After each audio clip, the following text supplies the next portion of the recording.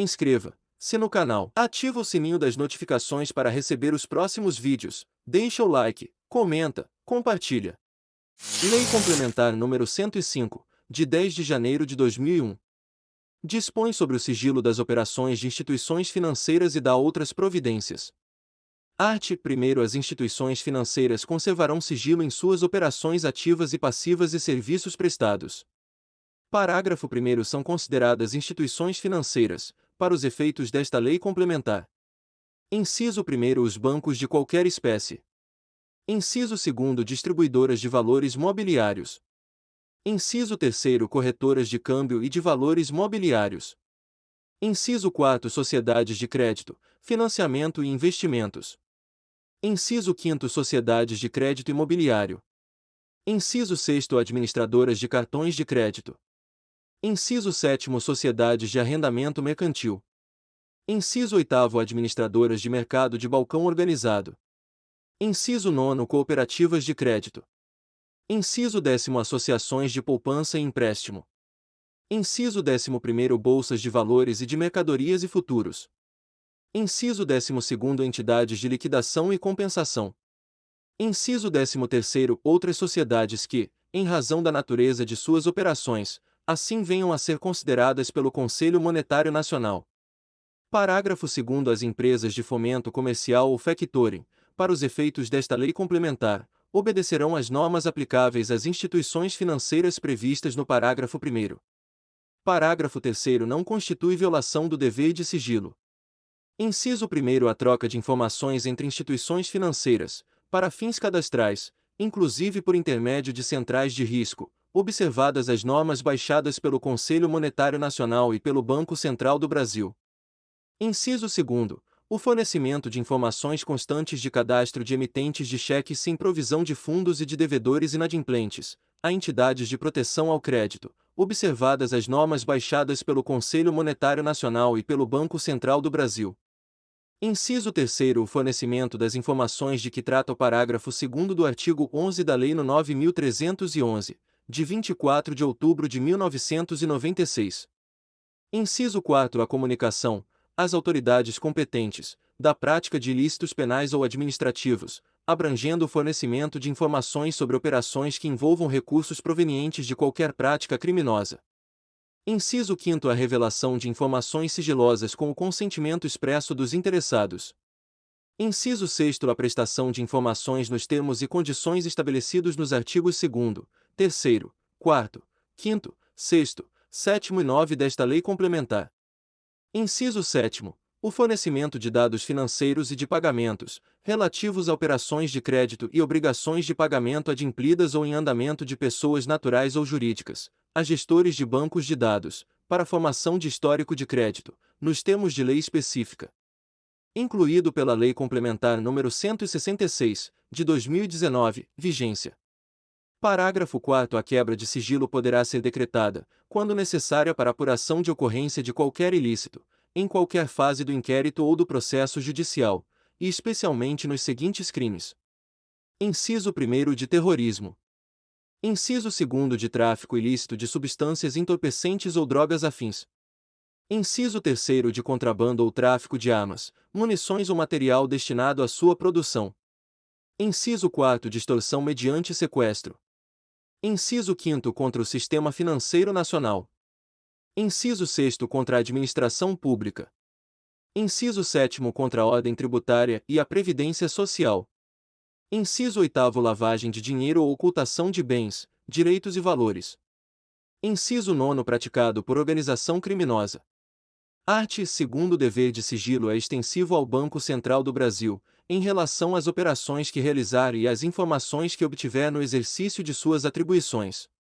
Parágrafo 1º. Sigilo, inclusive quanto a contas de depósitos, aplicações e investimentos mantidos em instituições financeiras, não pode ser oposto ao Banco Central do Brasil.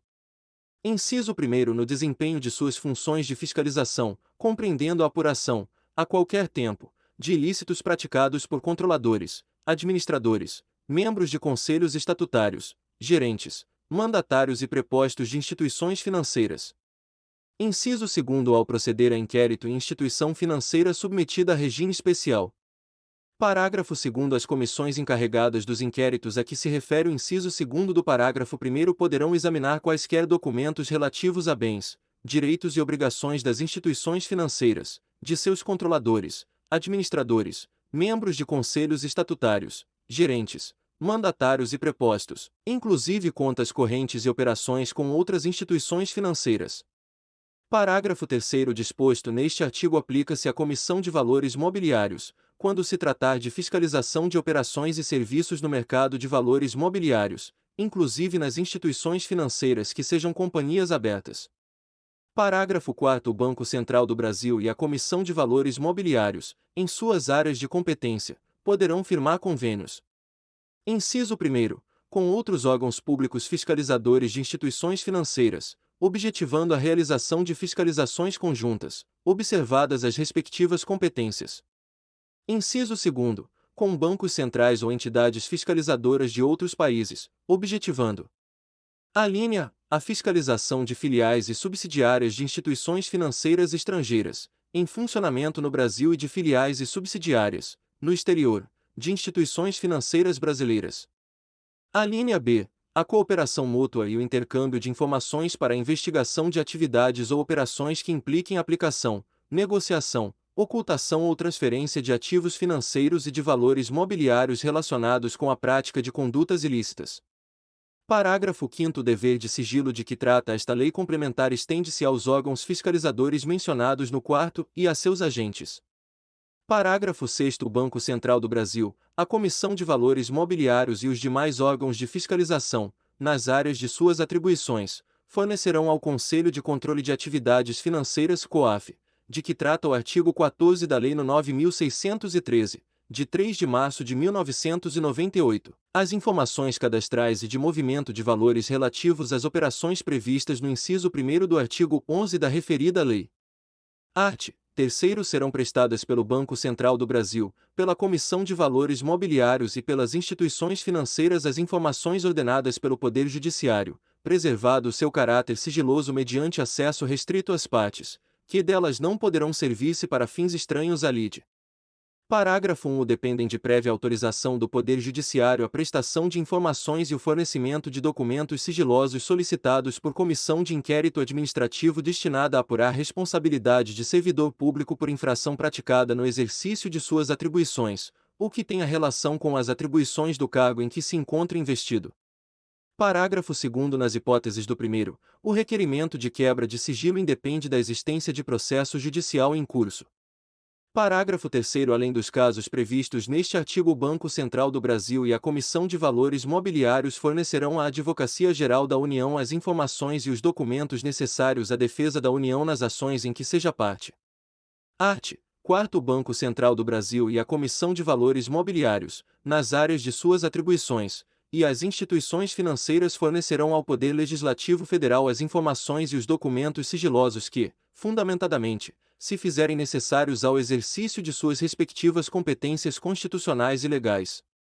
Parágrafo 1º. As comissões parlamentares de inquérito, no exercício de sua competência constitucional e legal de ampla investigação, obterão as informações e documentos sigilosos de que necessitarem, diretamente das instituições financeiras, ou por intermédio do Banco Central do Brasil ou da Comissão de Valores Mobiliários. Parágrafo 2º. As solicitações de que trata este artigo deverão ser previamente aprovadas pelo plenário da Câmara dos Deputados, do Senado Federal, ou do plenário de suas respectivas comissões parlamentares de inquérito.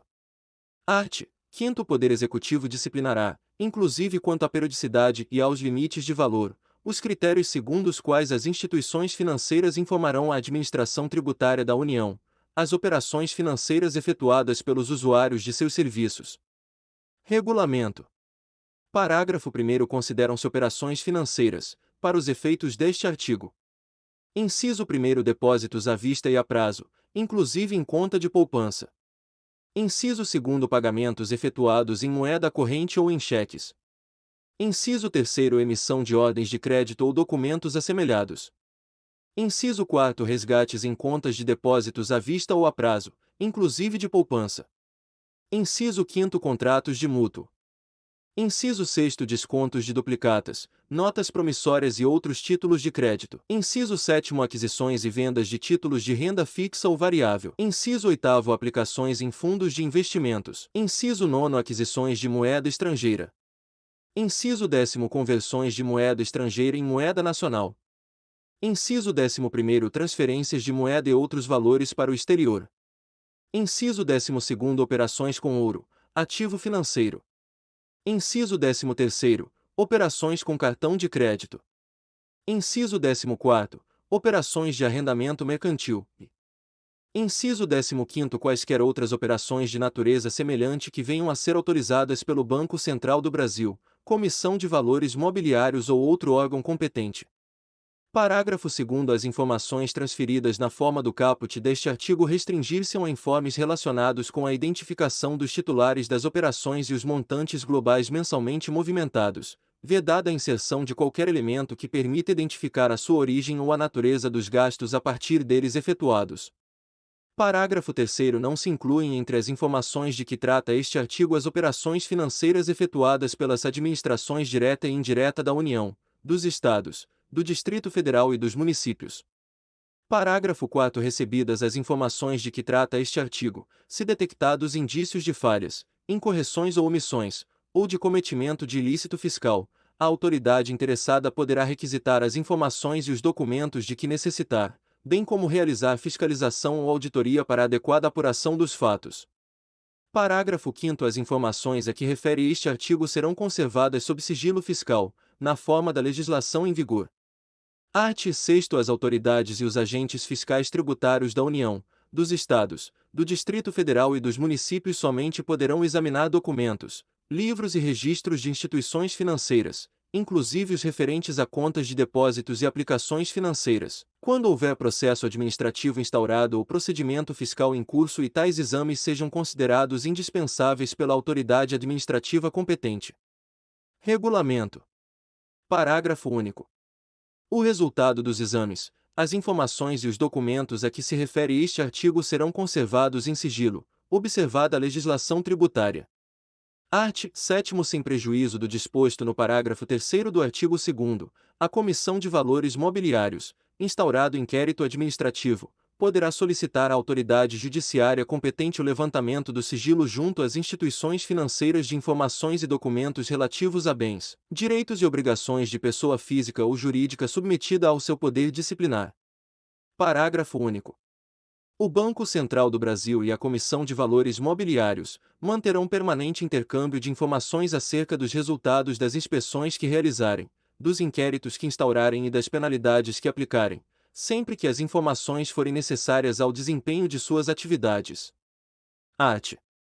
8º. O cumprimento das exigências e formalidades previstas nos artigos 4º, 6º e 7º será expressamente declarado pelas autoridades competentes nas solicitações dirigidas ao Banco Central do Brasil, à Comissão de Valores Mobiliários ou às instituições financeiras.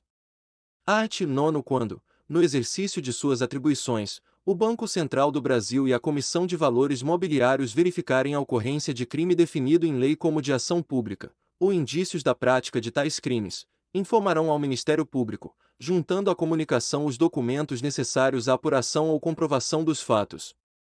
Parágrafo 1º, a comunicação de que trata este artigo será efetuada pelos presidentes do Banco Central do Brasil e da Comissão de Valores Mobiliários, admitida delegação de competência, no prazo máximo de 15 dias, a contar do recebimento do processo, com manifestação dos respectivos serviços jurídicos. Parágrafo 2º, independentemente do disposto no caput deste artigo, o Banco Central do Brasil e a Comissão de Valores Mobiliários comunicarão aos órgãos públicos competentes as irregularidades e os ilícitos administrativos de que tenham conhecimento, ou indícios de sua prática, anexando os documentos pertinentes. Art. 10.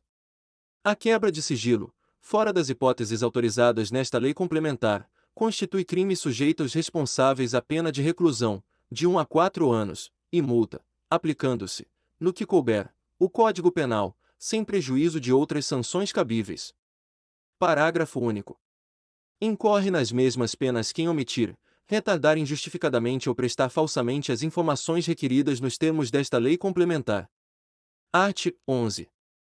O servidor público que utilizar ou viabilizar a utilização de qualquer informação obtida em decorrência da quebra de sigilo de que trata esta lei complementar responde pessoal e diretamente pelos danos decorrentes, sem prejuízo da responsabilidade objetiva da entidade pública, quando comprovado que o servidor agiu de acordo com orientação oficial. Art. 12. Esta lei complementar entra em vigor na data de sua publicação. Art. 13. Revoga-se o artigo 38 da Lei nº 4.595, de 31 de dezembro de 1964. Atenção! Quer ser aprovado em qualquer concurso público ou vestibular? Clique no link na descrição do vídeo ou no primeiro comentário fixado.